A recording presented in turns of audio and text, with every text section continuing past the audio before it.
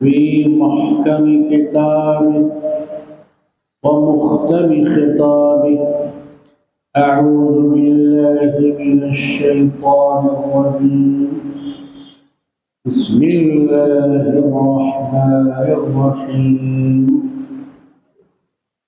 لقد كان لكم في رسول الله أسوة حسنة إلى آخر الآية الكريمة. وقال سبحانه وتعالى في شأن حبيبه المصطفى ورسوله المجتبى عليه التحية والسلام. إن الله وملائكته يصلون على النبي يا أيها الذين آمنوا صلوا عليه وسلموا تسليما.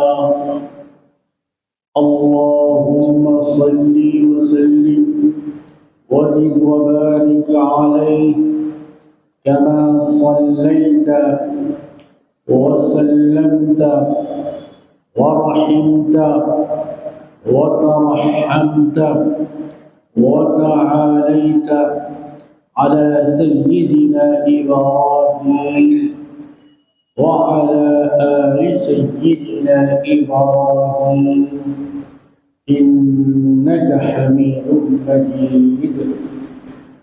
سبحان ربك رب العزة عما يصفون وسلام على المرسلين والحمد لله رب العالمين.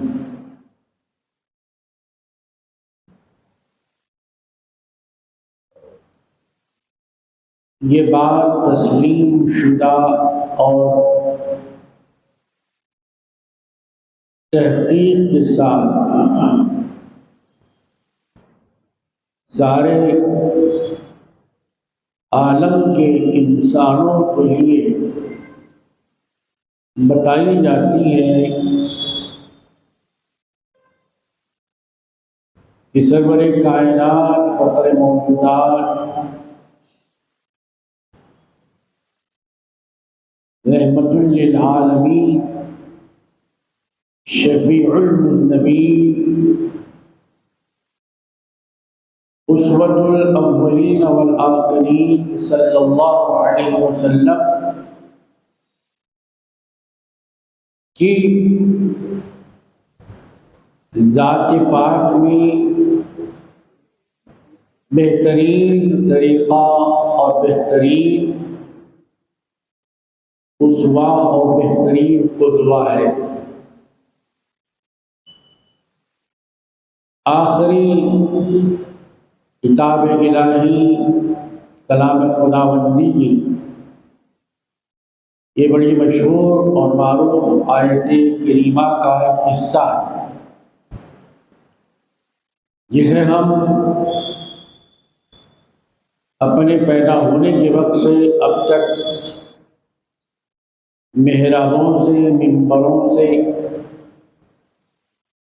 قاریوں سے، مفسروں سے، محدثوں سے،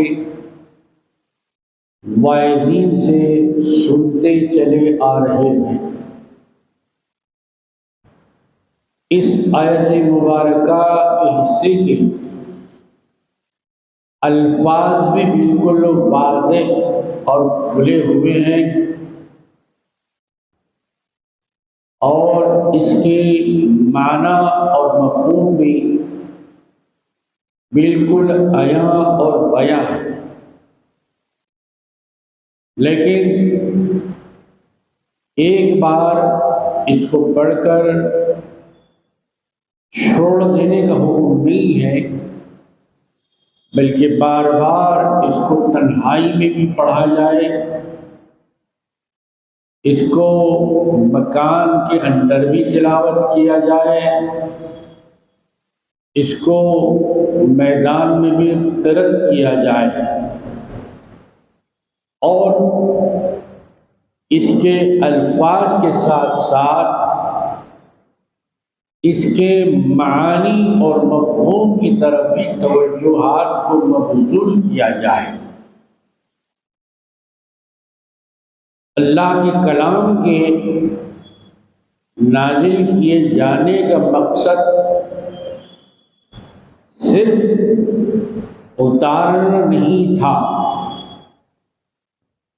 زمین پر اتارنے کے ساتھ ساتھ اس کو انسان کے ذہن میں بھی اتارنا تھا، انسانی ذہن کے ساتھ ساتھ اس کو انسانوں کے دل میں بھی اتارنا تھا، انسانوں کے دل میں اتارنے کے ساتھ ساتھ اس کو روح میں بھی اتارنا تھا، روح میں اتارنے کے ساتھ ساتھ اس کو ہر انسان کی زندگی میں اتارنا مقصد تھا۔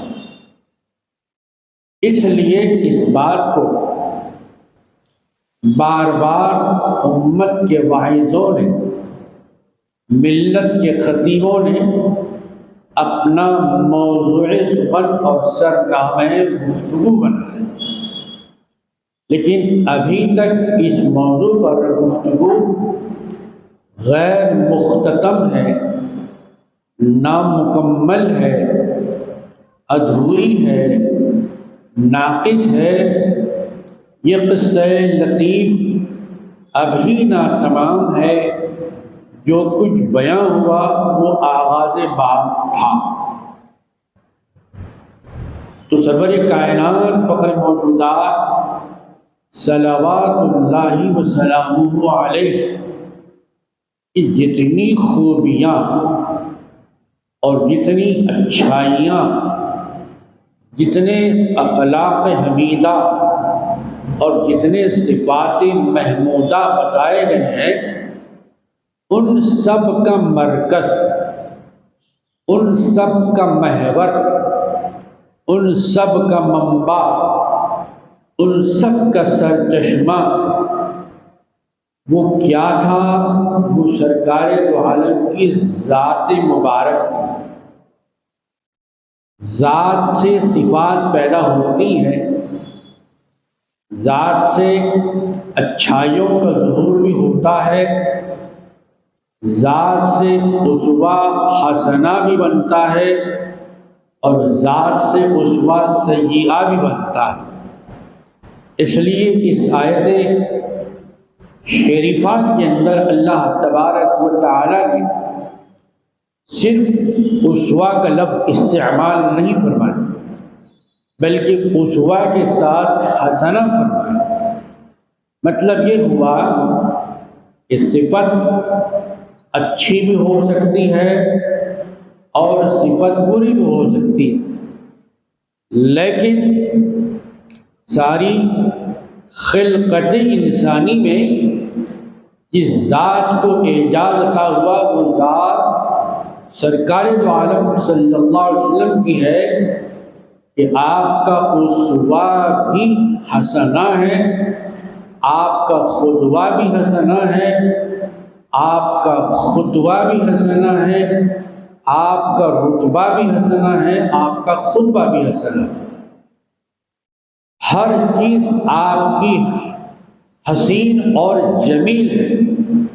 اسی لیے صحابی رسول نے جب اپنی پاک صحبت والی نگاہ سے، پاکیزہ خیال سے، پاکیزہ نسبت سے پاک رسول کو دیکھا تو ان کی زبان سے بھی پاک الفاظ نکلے۔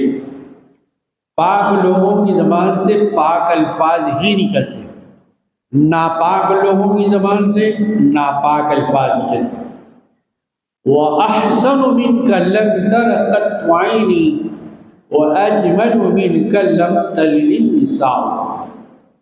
یہ جو بات حضرت حسان بن ثابت رضی اللہ تعالی عنہ، اللہ تبارک و تعالیٰ ان سے بھی راضی ہو اور ان کے صدقے میں ہم سے بھی راضی ہو جائے، آپ نے ذات کی خوبیوں کو ظاہر کیا کہ سرور کائنات علیہ السلام کی ذات انتہائی حسین ہے، جمیل ہے، ظاہر میں بھی حسین ہے، باطن میں بھی حسین ہے، ذات کے لحاظ سے بھی حسین ہے، صفات کے لحاظ سے بھی حسین ہے، اس دنیا کے اعتبار سے بھی حسین ہے اور آنے والی دنیا کے اعتبار سے بھی حسین ہے۔ وَلَلْآخِرَةُ خَيْرٌ لَكَ مِنَ الْأُولَىٰ، آپ کی ہر آنے والی گھڑی پچھلی گھڑی سے اعلیٰ ہے، اچھی ہے، بہتر ہے، عمدہ ہے، خوب تر ہے، اس کا جواب نہیں، اس کی کوئی مثال نہیں، اس سے عمدہ کوئی مثال پیش نہیں کر سکتا۔ یہ اللہ تبارک و تعالیٰ کا فیصلہ ہے۔ پھول ہوگا تو جبھی خوشبو ہوگی، پہاڑ ہوگا جبھی بلندی ہوگی، سمندر ہوگا تبھی اس میں تموج ہوگا، آسمان ہوگا تو اس میں بلندی ہوگی، پانی ہوگا تو اس میں پیاس بجھانے کی کیفیت ہوگی، کھانا ہوگا تو اس میں بھوک ختم کرنے کی صفت ہوگی۔ ایسا نہیں ہے کہ پانی تو ہو اور پیاس بجھانے کی صفت اس کے اندر نہ ہو، یا پیاس بجھانے کی صفت ہو اور پانی نہ ہو، تو ذات سے صفات کا ظہور ہوتا ہے، ذات سے صفات ظاہر ہوتی ہیں، ذات ہی نہ ہو تو پھر صفات کا ظہور کہاں سے ہوگا؟ پتہ چلا کہ سرکار دو عالم صلی اللہ علیہ وسلم کی ذات بھی اعلیٰ ہے اور آپ کی صفات بھی اعلیٰ ہے۔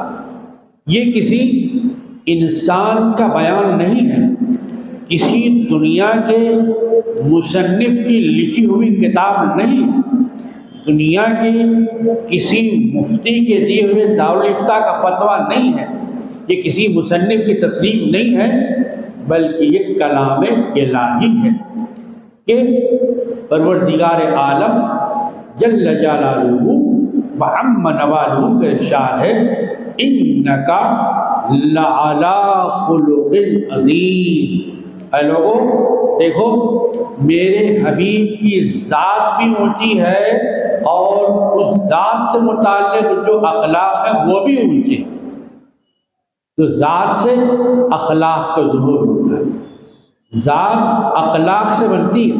اسی لیے سرور عالم و عالمیان صلی اللہ علیہ وسلم نے 40 سال تک دعوت کو پیش نہیں فرمایا، ایمان کو پیش نہیں فرمایا، کلمہ طیبہ کو پیش نہیں فرمایا۔ اے لوگوں نماز قائم کرو، آپ نے حکم نہیں دیا۔ اے لوگوں دیکھو، اگر تمہارے پاس مال ہے تو زکوٰۃ ادا کرو، یہ آپ نے نہیں کہا، آپ نے صفات کو، اعمال کو پیش کرنے سے پہلے اپنی ذات کو پیش کیا۔ 10 سال نہیں، 20 سال نہیں، 30 سال نہیں، بلکہ 40 سال تک سرکار دو عالم صلی اللہ علیہ وسلم اپنی ذات کو پیش کرتے رہے۔ اس ذات کو جس نے سمجھا اس نے بات کو سمجھا، اور جس نے ذات کو نہیں سمجھا اس نے بات کو بھی نہیں سمجھا۔ حضرت ابو بکر صدیق اکبر رضی اللہ تعالی وارضاہ عنہ نے پہلے ذات کو سمجھا تو پھر سرکار کی بات کو سمجھا۔ ابو جہل نے ذات کو ہی نہیں سمجھا تو بات کو بھی نہیں سمجھا، ذات کا انکار کیا تو بات کا بھی انکار کیا۔ تو سرکار دو عالم صلی اللہ علیہ وسلم نے مکے میں 40 سال تک اپنی ذات کو پیش کیا۔ پتہ چلا کہ ذات کا بنانا اور ذات کا بتانا کوئی آسان کام نہیں ہے۔ آپ دیکھ رہے ہیں مکے کے اندر کیسے کیسے لوگ تھے، اور انہوں نے آپ کی ذات اقدس پر کیسے ناپاک کلمات اور نازیبا الفاظ کا استعمال کیا، لیکن سرکار دو عالم صلی اللہ علیہ وسلم نے اپنی ذات اور صفات دونوں کو بھی آپ نے محفوظ رکھا۔ اللہ تبارک و تعالیٰ نے آپ کی ذات کی بھی حفاظت فرمایا، آپ کی صفات کی بھی حفاظت فرمایا۔ جان لینے کے درپے ہوئے، آپ کے خون کے پیاسے ہوئے، آپ پر پتھروں کی بارش کی گئی، جانوروں کے ذریعے آپ کا تعاقب کیا گیا، انعام کا لالچ دے کر آپ کا پیچھا کیا گیا، آپ پر اونٹ کی اوجھڑی ڈالی گئی، آپ کو بھوکا اور پیاسا رکھا گیا، آپ کے راستے میں کانٹے بچھائے گئے، لیکن یہ اس کائنات کی سب سے بڑی عظمت ہے، اس دنیا کا سب سے بڑا سچ ہے کہ ان سارے باتوں کے بعد بھی نہ سرکار کی ذات بدلی نہ سرکار کی صفات بدلی، ذات بھی ایک ہی رہی اور آپ کی صفات بھی ایک ہی رہی، تبدیلی نہیں آئی۔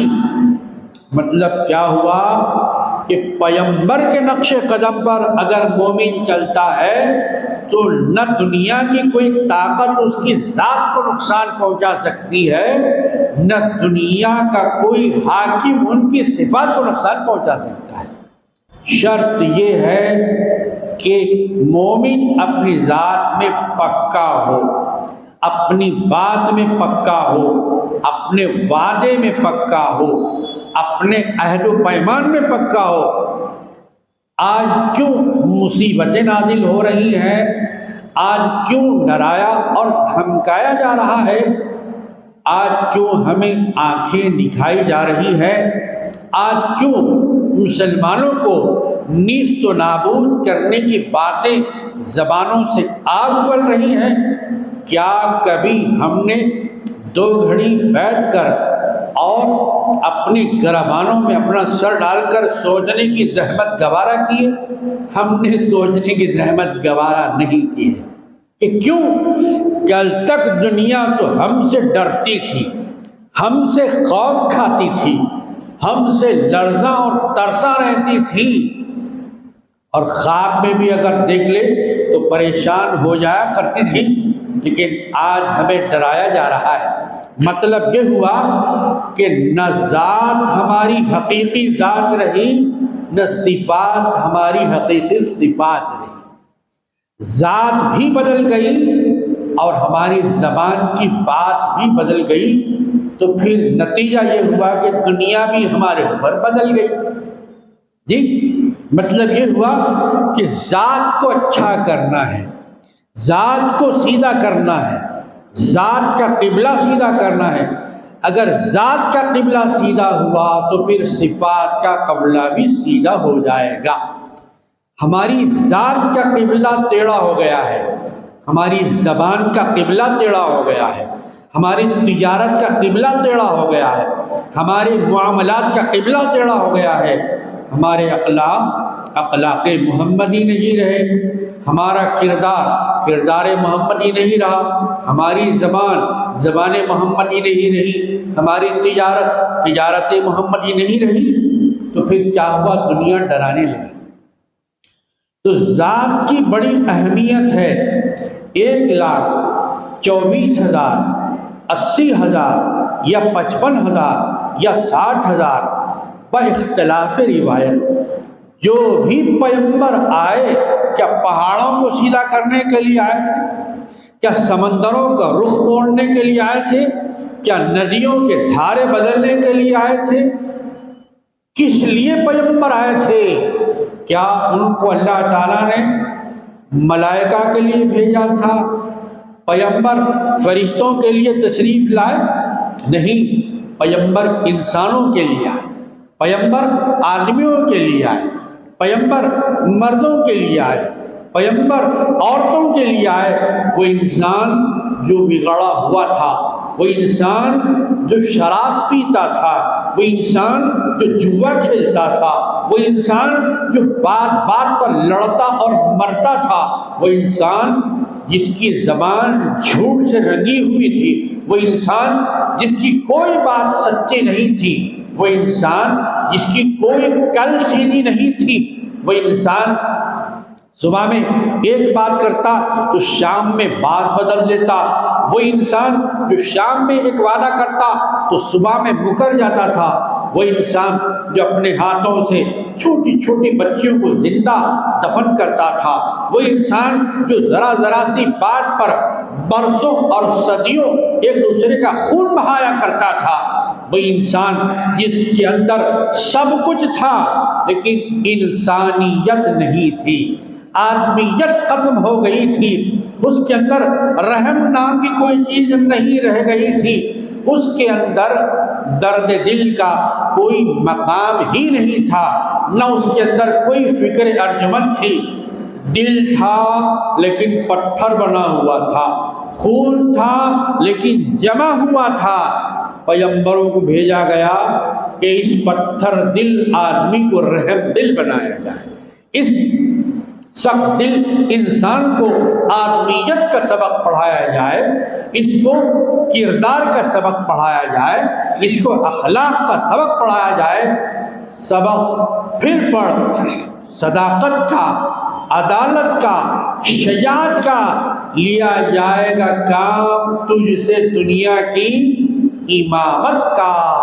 عزیزان محترم، وہ دنیا کی امامت کا کام لینے کے لیے، اس امت کو تیار کرنے کے لیے، اس صفات حسنہ کا پیکر بنانے کے لیے، اخلاق حمیدہ کا مجسمہ ڈھالنے کے لیے رحمت للعالمین آقا عالم و عالمیان صلی اللہ علیہ وسلم تشریف لائے، اور آپ چل کر اپنی ذات کو پیش کرتے رہے، گفتگو کے ذریعے اپنی ذات کو پیش کرتے رہے، جستجو کے ذریعے اپنی بات کو پیش کرتے رہے۔ تبسم کیسا ہونا چاہیے یہ سرکار نے بتایا، معاہدہ کیسے ہونا چاہیے یہ سرکار دو عالم نے بتایا، سلامتی کیسے بھیجنا چاہیے یہ سرکار دو عالم نے بتایا، وعدے کا پاس و لحاظ کیسے کرنا چاہیے سرکار دو عالم نے بتایا، بھائیوں کے ساتھ کیسے رہا جائے یہ سرکار نے بتایا،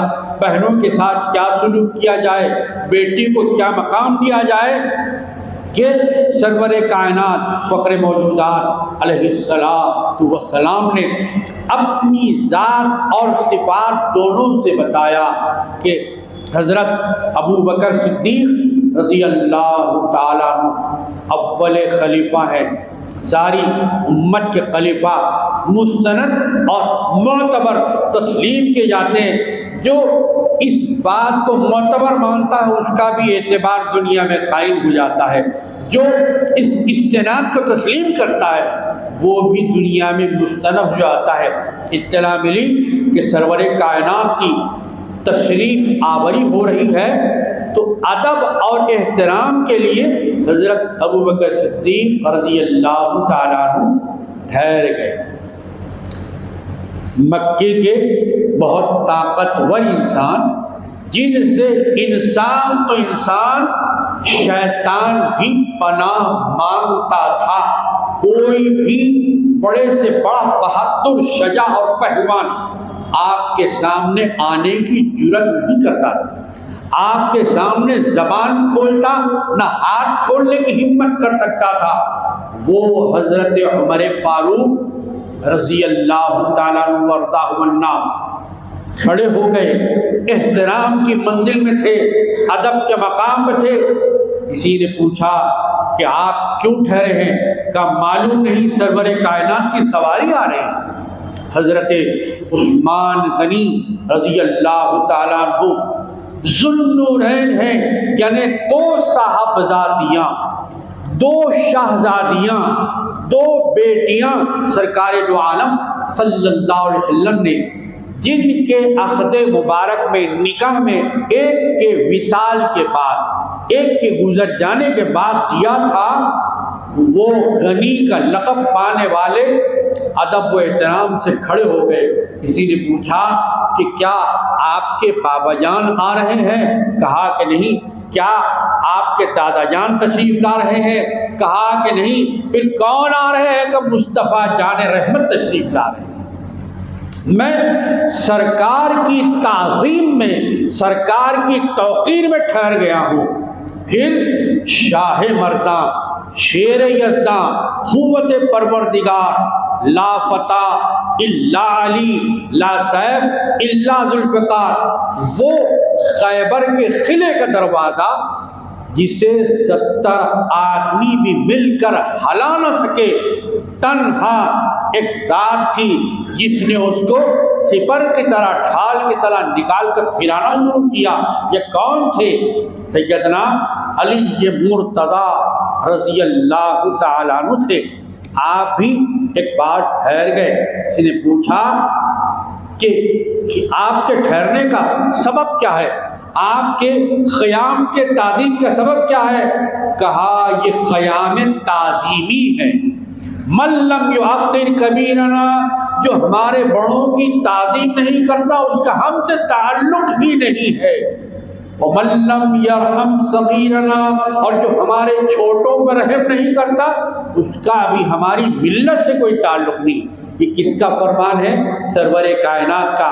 اگر زندگی میں موقع مل جائے تو اس کو بار بار ریپیٹ کیجیے، پڑھیے، اسے ریکارڈ کر لیجیے، ریکارڈ کر کے سنتے جائیے، دن میں سنیے، رات میں سنیے، محفل میں سنیے، تنہائی میں سنیے، دوستوں کو بھی سنائیے۔ کہا کہ میں قیام تعظیمی کر رہا ہوں۔ قیام تعبدی الگ ہے جو نماز کے اندر ہوتا ہے، وہ صرف اللہ کے لیے ہوتا ہے۔ قیام تعظیمی بزرگوں کے لیے ہوتا ہے، وہ ان کی شخصیت کا حصہ ہے۔ سب سرور کائنات کی تعظیم کے لیے کھڑے ہو، احترام میں قیام فرمایا۔ لیکن ایک بار دیکھا گیا کہ ساری دنیا جن کے احترام کے لیے ٹھہر رہی ہے وہ خود ٹھہر گئے۔ سرور کائنات علیہ الصلوۃ والسلام ٹھہر گئے۔ اللہ اکبر! یہ سرکار کی ذات کریمہ تھی، یہ سرکار کی ذات عالی ماں، تقدس ماں، عزت ماں تھی۔ کسی نے پوچھا کہ راوی یہ بتائیے ساری کائنات جن کے لیے ٹھہر رہی ہے وہ کس کے لیے ٹھہرے؟ کہا نہیں معلوم، بی بی فاطمہ تشریف لا رہی ہے، سرکار ٹھہر گئے اپنی صاحبزادی کے، سمجھیے آپ کے ان کے اکرام کو بتانے کے لیے کہ عورت کا دنیا میں مقام کیا ہے۔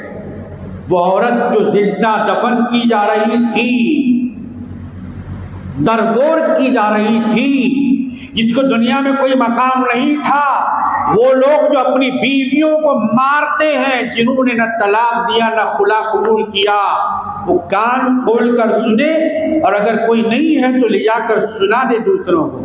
جو گالیاں دیتے ہیں اپنی بیویوں کو، جو اپنی بیویوں کے ساتھ برا سلوک کرتے ہیں، وہ دیکھ لیں کہ سرور کائنات کا ایک خاتون کے ساتھ کیا سلوک ہو رہا ہے۔ یہ سرکار کی شہزادی ہے، سرکار کی صاحبزادی ہے، بی بی فاطمہ خاتون جنت رضی اللہ تعالیٰ عنہا۔ جب صاحبزادی آئیں کہا کہ اب عورت بے وقعت نہیں ہوگی، اب عورت بے عزت نہیں ہوگی، دنیا میں عورت کھلونے کا نام نہیں ہے بلکہ خدا کی بہترین مخلوق کا نام عورت ہے۔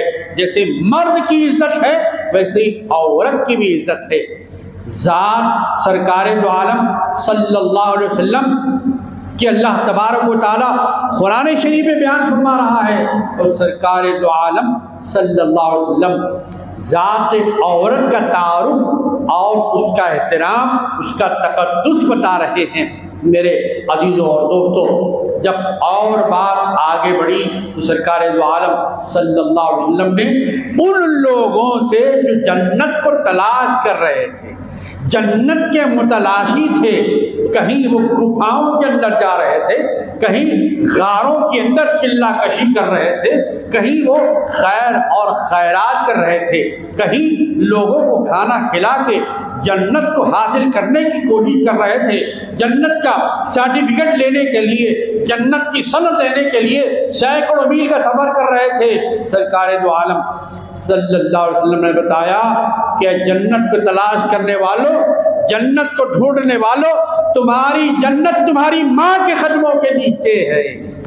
یہ عورت کا تقدس، عورت کی عزت، عورت کی تقریب، عورت کی تعظیم جب یہ ماں کی شکل میں ہو تو پھر اس کے قدموں کے نیچے جنت ہے۔ جنت کے لیے ہم اعتکاف بیٹھتے ہیں، جنت کے لیے روزے رکھتے ہیں، اعتکاف مسجد میں بیٹھتے ہیں اور گھر میں ماں کو ستاتے ہیں۔ جنت ملے گی، جنت کی بو بھی نہیں سوکھے گا ایسا شخص جو ماں باپ کو ستاتا ہے، ماں باپ کی بد دعا لیتا ہے، ماں باپ کو گالیاں دیتا ہے، ماں باپ کو مارتا ہے۔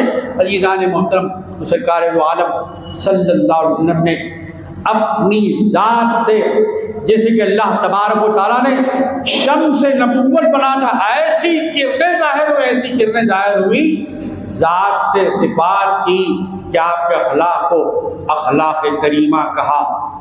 ہم قرآن شروع کرتے ہیں کس سے؟ بسم اللہ الرحمن الرحیم سے۔ ہمارا بچہ جو قاری ہوتا ہے، قاری قرآن ہوتا ہے، یا ہمارے پاس کوئی جلسہ ہوتا ہے تو طریقہ ہے مسلمانوں کا بسم اللہ الرحمن الرحیم پڑھتے ہیں، پھر جو ہم کو یاد ہے، جو ہم کو اللہ نے آسان بنایا وہ پڑھتے ہیں۔ شروع میں بسم اللہ، آخر میں صدق اللہ۔ بسم اللہ الرحمن الرحیم پورا جو پڑھنا تھا پڑھ لیا، آخر میں صدق اللہ العظیم۔ وہ پروردگار جس نے یہ فرمایا وہ بڑا عظیم ہے، بالکل سچ کہا اس نے۔ اللہ کی ذات کے ساتھ عظیم کا لفظ ہے، اور وہ عظیم اللہ اپنے رسول کے اخلاق کو عظیم فرمانا ہے۔ اِنَّكَ لَعَلَىٰ خُلُقٍ عظیم، یعنی جو لفظ ذات خداوندی کے لیے استعمال کیا گیا وہ ذات رسول کے لیے بھی استعمال کیا گیا۔ دیکھیے آپ کتنی بڑی عظمت اللہ تبارک و تعالیٰ دنیا کو بتانا چاہتا ہے، لیکن دنیا آنکھ کھولنا ہی نہیں چاہتی، اندھی رہنا چاہتی ہے۔ دنیا دیکھنا ہی نہیں چاہتی ہے، وہ نابینا رہنا چاہتی ہے۔ اللہ تعالیٰ فرما رہا ہے کہ آنکھیں کھولو، نبی کی ذات کو بھی دیکھو، نبی کی بات کو بھی دیکھو۔ نبی کی ذات کا انکار بھی غلط ہے، نبی کی بات کا انکار بھی غلط ہے۔ جنہوں نے نبی کی ذات کا اقرار کیا مومن کہلائے، اور جنہوں نے نبی کی ذات کا انکار کیا وہ غیر مومن کہلائے۔ جنہوں نے نبی کی ذات کا اقرار کیا وہ مسلم کہلائے، اور جنہوں نے نبی کی ذات کا انکار کیا وہ غیر مسلم کہلائے، یعنی وہ مسلمان نہیں ہے۔ یہ کوئی بری بات نہیں ہے، یہ کوئی انسلٹ نہیں ہے، یہ کوئی گالی نہیں ہے۔ جی عزیزان گرامی، تو پتہ کیا چلا کہ یہ ذات اور صفات پر ایمان رکھنا، اس کو یاد کرنا صرف ایک مہینے ربیع الاول کے لیے نہیں ہے، بلکہ ہر مہینے کو ربیع الاول بنا دو۔ ذات کے حساب سے ربیع الاول بنا دو، بات کے حساب سے ربیع الاول بنا دو، صفات کے حساب سے ربیع الاول بنا دو، اخلاق کے حساب سے ربیع الاول بنا دو، تاکہ ایک مہینہ زندگی میں بہار نہ رہے بلکہ زندگی کی ہر گھڑی بہار والی رہے، زندگی کا ہر وقت بہار والا رہے، زندگی کا ہر دن بہار والا ہو، زندگی کا ہر ہفتہ بہار والا ہو، زندگی کا ہر مہینہ بہار والا ہو، زندگی کا ہر سال بہار والا ہو، ساری زندگی میں بہار ہی بہار ہو، خزاں کا دور دور تک نام نہ ہو۔ اگر ہم چاہتے ہیں ہماری زندگی میں بہار آ جائے، خوشیاں ہی خوشیاں ہو، تو پھر دوسروں کو تو غم دے کے اپنی زندگی میں خوشیاں کیسے آئے؟ خوشیاں بانٹیں گے تو ہماری زندگی میں خوشیاں آئیں گی۔ ہم کسی کے ساتھ رحم کا معاملہ کریں گے تو ہم پر رحم کیا گیا؟ ہم رحم کرنا جانتے ہی نہیں، ساری زندگی جھوٹ کے اندر گزاریں گے، اور سامنے والے سے کہیں گے سچ کہے، وہ سچ کہے گا، وہ بھی جھوٹ کہے گا۔ ہم جھوٹ بول رہے ہیں تو جھوٹ ہی سنیں گے، ہم دھوکہ دے رہے ہیں تو ہم دھوکہ کھائیں گے، ہم کسی کا مال ہڑپ کر رہے ہیں تو ہمارا مال باقی رہے گا۔ ہم حلال نہیں کھا رہے ہیں تو ہمارا مال بھی حلال رہے گا؟ یہ سوچنے والی بات ہے۔ ذات کو بھی اچھا کرنا ہے، ذات کی صفات کو بھی اچھا کرنا ہے۔ تو سرکار دو عالم صلی اللہ علیہ وسلم نے 40 سال تک اپنی ذات کو پیش کیا، اپنی ذات کو پیش کیا۔ عزیزان محترم، جب ذات پر اعتبار قائم ہو گیا، 40 سال جب سرکار دو عالم صلی اللہ علیہ وسلم نے گزار دیے، پیغمبر کا دن بھی دیکھا، پیغمبر کی رات بھی دیکھی، پیغمبر کا تکلم بھی دیکھا، پیغمبر کا تبسم بھی دیکھا، پیغمبر کا تنعم بھی دیکھا، پیغمبر کا صبر بھی دیکھا، پیغمبر کا چلنا بھی دیکھا، پیغمبر کی جلوت اور خلوت بھی دیکھی، پیغمبر کا کھانا پینا دیکھ لیا، تو اب اعلان ہوا خداوند تعالیٰ کی طرف سے، اب ذات پر نظر ٹھہر گئی ہے، اب کلمے کا اعلان فرمائیے، لا الہ الا اللہ محمد رسول اللہ۔ جب انسان ذات کو قبول کر لیتا ہے تو بات قبول کرنا آسان ہو جاتا ہے۔ ذات کو نہیں مانتا تو بھی بات کو بھی نہیں مانتا۔ عزیزان محترم، جب سرور کائنات علیہ السلام نے اعلان نہیں فرمایا تھا، جب تک آپ غار حرا میں جاتے رہے، ایک خاص مقام تھا، اسی لیے بزرگان دین بھی چلہ کشی کرنے کے لیے پہاڑوں کے دامنوں میں جاتے ہیں، ذکر خداوندی کرتے ہیں، ہم وہاں پر محفل جماتے ہیں، اللہ تبارک و تعالیٰ کا ذکر کرتے ہیں، الا اللہ کی ضرب مارتے ہیں، اور جب مکمل ہو جاتے ہیں تو پھر مسند دعوت و ارشاد پر تشریف فرما ہوتے ہیں۔ تو سرکار دو عالم صلی اللہ علیہ وسلم ایک خاص غذا جو گیہوں سے بنائی جاتی، کھانے میں آسان ہوتی ہے، ایک بزرگ تازی روٹیاں نہیں کھاتے، اس کو سکھا کے پاؤڈر بنا کے کھاتے۔ لوگوں نے پوچھا ساری دنیا تو تازی روٹیاں مانگتی ہے اور تازی روٹیاں کھاتی ہے، آپ کا فلسفہ، آپ کی لاجک، آپ کی منطق بڑی عجیب و غریب ہے کہ تازہ روٹیوں کو سکھا لیتے ہیں، تو سکھانے پر ہی اکتفا نہیں فرماتے، بلکہ آپ ان کو پیس کر یہ پاؤڈر کی طرح پھک لیتے ہیں، صفوف کی طرح کھا لیتے ہیں، پھر پانی کا گھونٹ حلق سے نیچے اتار لیتے ہیں۔ آخر یہ کیا بات؟ ذرا ہم کو بھی سمجھائیے۔ کہا تمہارے سمجھ میں نہیں آئے گا، کہا بول تو دیجیے، سمجھنا نہیں سمجھنا وہ سمجھانا اللہ کا کام۔ کہا کہ میں نے ایک بار حساب کیا کہ ایک روٹی جب میرے سامنے آتی ہے، میں لقمہ توڑتا ہوں، ہاتھ سے لے کر منہ میں ڈالتا ہوں، چباتا ہوں، اور جب تک میرے وہ حلق معدے میں پہنچتی ہے، میں 70 بار اللہ کا ذکر کر سکتا ہوں۔ اس لیے میں نے اس کو تازہ کھانا چھوڑ دیا، سکھا کر اس کا پاؤڈر بنا کے کھا رہا ہوں تاکہ اللہ کا ذکر کر سکوں۔ خدا کو بھول گئے لوگ فکر روزی میں، اور خیال رزق ہے، رزاق کا خیال نہیں۔ رزق کا خیال تو بہت ہے بھائی، 1 سے 4 دکانیں کھولنی چاہیے، بہت اچھی بات ہے رزق حلال کے لیے، 1 سے 4 آؤٹ لیٹ کھولنی چاہیے، 1 سے 4 نوکریاں کرنی چاہیے، لیکن بات تو وہی ہے، رزق تو ہمیں یاد ہے لیکن رزاق کو ہم بھول رہے ہیں۔ اس لیے دنیا بھی ہمیں بلا رہی ہے، رزاق سے ہم نہیں ڈر رہے ہیں، رزق کے لیے دوسرے کو مار رہے ہیں، مر رہے ہیں، ایک دوسرے کی جائیداد ہڑپ کر رہے ہیں، بہن بھائی کا حصہ ہڑپ کر رہا ہے، بہن بھائی کا حصہ ہڑپ کر رہی ہے، بھائی بھائی کا حصہ ہڑپ کر رہا ہے، ایک کو دوسرے سے محروم کر رہے ہیں، تو ہم کو ہمارا حصہ دنیا میں کہاں ملے گا؟ لہٰذا سامنے والا بھی ہمیں ڈبا رہا ہے، ہم دوسرے کو ڈبا رہے ہیں، تیسرا ہم کو ڈبا رہا ہے، تیسرا ڈوبا رہا ہے، چوتھا بھی ڈوب رہا ہے۔ اس طریقے سے عزیزان محترم، زندگی کا فلسفہ کیا ہے؟ ذات کی حفاظت کی جائے، ذات کی حفاظت ہوگی تو بات کی بھی حفاظت ہوگی۔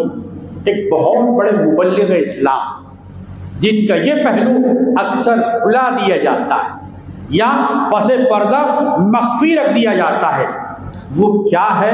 وہ یہ ہے کہ انہوں نے ارشاد فرمایا اپنے شاگردوں کے ساتھ، اپنے متبعین کے سامنے، جن کے کانوں کو سننے اور سمجھنے اور عمل کرنے کی سعادت اللہ تبارک و تعالیٰ نے عطا فرمائی تھی۔ کہ بھائی دیکھو، ایک آدمی کے راستے میں دشمنی عداوت کی وجہ سے کانٹے بچھا رہا ہے۔ نمبر 1 نے کانٹے بچھائے، اب دوسرے نے اس سوال کے جواب میں وہ بھی کانٹے بچھا رہا ہے۔ اب یہ دوسرا والا تو کانٹوں پہ چلا ہی، وہ پہلا والا الگ چلے گا، کہا کہ وہ بھی کانٹا۔ اس طریقے سے اگر ایک دشمن دوسرے دشمن، ایک آدمی دوسرے آدمی، ایک شخص دوسرے شخص کے راستے میں کانٹے بچھاتے چلا جائے، ساری دنیا کانٹوں سے بھر جائے۔ پہلے والے کا پیر بھی زخمی ہوگا، دوسرے کا بھی لہو لہان ہوگا۔ پھر کیا کرنا چاہیے؟ کہا یہ کردار محمدی ہے، پہلے والے نے اگر کانٹے بچھائے تو دوسرے کا کام بھی ایک کانٹے کے جواب میں پھول بچھائے۔ ذات ایسے بنتی ہے میرے بھائی، آج بدلہ لینے کے درپے ہم ہیں، غصہ نکالنے کے درپے ہم ہیں، ایک دوسرے کی جان کے دشمن ہم بن گئے، اور کہہ رہے ہیں کہ دوسروں سے رحم کیجئے ہم پر، ہماری بات سنیے، نہ وہ رحم کر رہا ہے نہ آپ کی بات کو سن رہا ہے۔ اگر ہم یہ چاہتے ہیں کہ ہم پر رحم ہو، ہم پڑوسی پر رحم کریں۔ خاص طور پہ جس وقت گھر بنتا ہے پڑوسی بڑا ساتھ دیتا ہے، روزانہ ایک جھگڑا، روزانہ ایک رکاوٹ۔ کتنے ایسے بھائی یہاں پہ ہوں گے جو یقین کریں کہ مولانا بالکل سچ کہہ رہے ہیں، میں نے دیکھا نہیں لیکن اللہ نے دکھایا۔ اللہ یہ مناظر دکھاتا ہے، آپ کی آنکھوں کے سامنے منظر آیا ہوگا لیکن آپ نے دنیا کا تماشا سمجھ کے چھوڑ دیا ہوگا۔ برگ درختان سبز در نظر ہوشیار، معرفت کا سبق حاصل کرنے کے لیے آپ کو ہمالیہ کی گھاٹیوں میں جانے کی ضرورت نہیں ہے، ایوریسٹ کو اپنے قدموں کے نیچے کرنے کی ضرورت نہیں ہے، آپ کو ایفل ٹاور پر چڑھنے کی ضرورت نہیں ہے، اہرام مصر کا سفر کرنے کی ضرورت نہیں ہے۔ اگر آپ کی آنکھوں میں معرفت کا نور ہے تو جھاڑ کے پتے پتے میں خدا کا جلوہ آپ کو دکھائی دے گا، معرفت آپ کو دکھائی دے گی، لا الہ الا اللہ کا نور آپ کو دکھائی دے گا۔ اللہ تبارک و تعالیٰ دکھا رہا ہے لیکن ہم دیکھنا نہیں چاہتے، لیکن پروردگار فرما رہا ہے واللہ متم نورہ، اللہ اپنے نور کو مکمل کر کے رہے گا۔ دنیا چاہے ہزار راستے روکنے کی کوشش کرے، راستہ مسدود کرے، لیکن اللہ تبارک و تعالیٰ اپنے نور یعنی نور اسلام کو، نور قرآن کو، نور کلمہ کو، نور رحمت کو مکمل کرے کے رہے گا۔ اور دنیا کے اندر یقیناً ایک وقت آئے گا، ایک مہینہ آئے گا، ایک ہفتہ آئے گا، ایک صدی آئے گی کہ جب اسلام ساری دنیا پہ چھا جائے گا۔ لا الہ الا اللہ، لا الہ الا اللہ، محمد رسول اللہ، یہ ہر زبان پر ہوگا۔ چاہتے ہوئے بھی لوگ بولیں گے، نہ چاہتے ہوئے بھی بولیں گے، ان کی زبان بھی کلمہ پڑھے گی، ان کا دل بھی کلمہ پڑھے گا۔ ربیع الاول آ رہا ہے، اس کا ربیع الاول میں نہیں، ابھی سے استقبال کیجیے، درود شریف کی مجلس ابھی سے سجائیے، نعت شریف کی محفل ابھی سے سجائیے، اپنا چہرہ ابھی سے رسول والا چہرہ بنائیے، اپنی تجارت ابھی سے رسول والی تجارت بنائیے، اپنی گفتگو ابھی سے رسول والی بنائیے، اپنا اوڑھنا بچھونا رسول والا بنائیے، اپنی آنکھوں کا سرما رسول والا سرما بنائیے، اپنی کتاب قرآن جو رسول والی ہے وہ بنائیے۔ دیکھیے پھر کامیابی آپ کی قدم چومتی ہے۔ اللہ تبارک و تعالی ہم کو زبانی بھی غلام بنا، عملی بھی غلام رسول بنا۔ وآخر دعوانا الحمدللہ۔